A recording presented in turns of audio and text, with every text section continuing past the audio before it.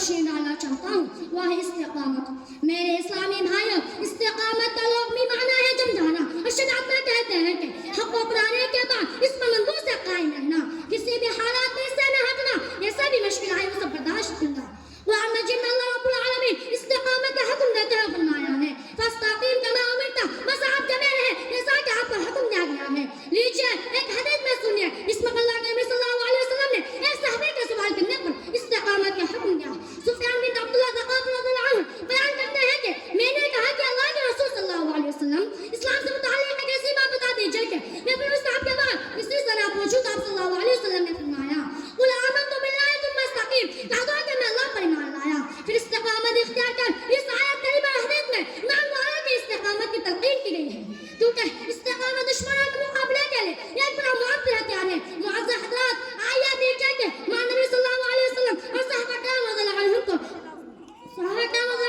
کفار مشرکین نے ایسی کیسی تکلیفیں پہنچائی، پھر بھی صبر استقامت کا دامن انہوں نے نہیں چھوڑا۔ جب نبی صلی اللہ علیہ وسلم کی دعوت کو روکنے کے لیے کفار مشرکین نے اب صلی اللہ علیہ وسلم کے چچا ابو طالب سے شکایت کی تو اس وقت اب صلی اللہ علیہ وسلم نے فرمایا چچا جان اللہ کی قسم اے اللہ مشرکین مکہ میرے دائیں ہاتھ کا سورج اور بائیں ہاتھ کا چاند دے، تب بھی میں اس کام کو یعنی توحید کی دعوت کو نہیں چھوڑوں گا حتیٰ کہ اللہ تعالیٰ اس دن کو غالب کر دے یا میں اس راستے میں ہلاک ہو جاؤں۔ شاید نبی صلی اللہ علیہ وسلم نے قول کیا ہے خود نے کیا ہے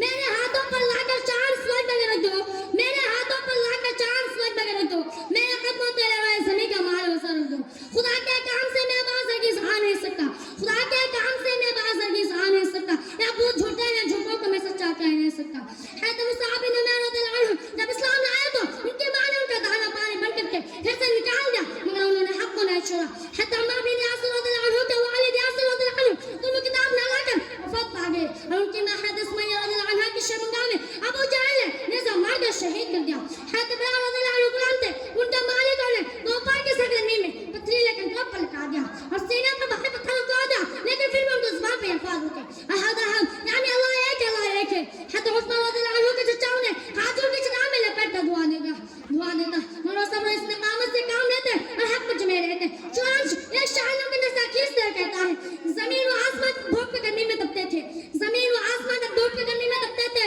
رب کی دل لگی تھی رہت پر مسلم ترکتے تھے۔ نشان ستائے توحید پر جن کی جبینوں پر، نشان ستائے توحید پر جن کی جبینوں پر، دھرے رہتے تھے پھارو سخت تن کی سینوں پر۔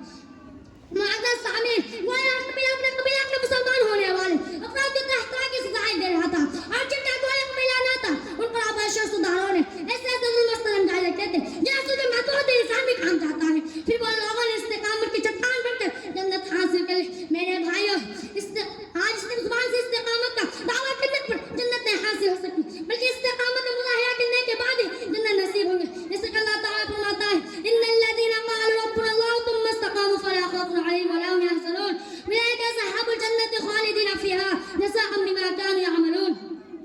بے شک جن لوگوں نے کہا کہ ہمارا رب اللہ ہے پھر اس پر جمع ہے تو ان پر نہ کوئی خوف ہوگا اور نہ غمگین ہوں گے۔ یہاں تو اہل جنت ہے جو ہمیشہ اس میں رہیں گے، ان کے عمل کے بدلے جو کیا کرتے تھے۔ لہٰذا ضرورت اس بات کی ہے کہ ہر حال میں استقامت اختیار کی جائے اور کسی بھی تکلیف مصیبت اور دشمن کی دھمکی وغیرہ سے ہرگز سے نہ چھوڑا جائے۔ آخر میں اللہ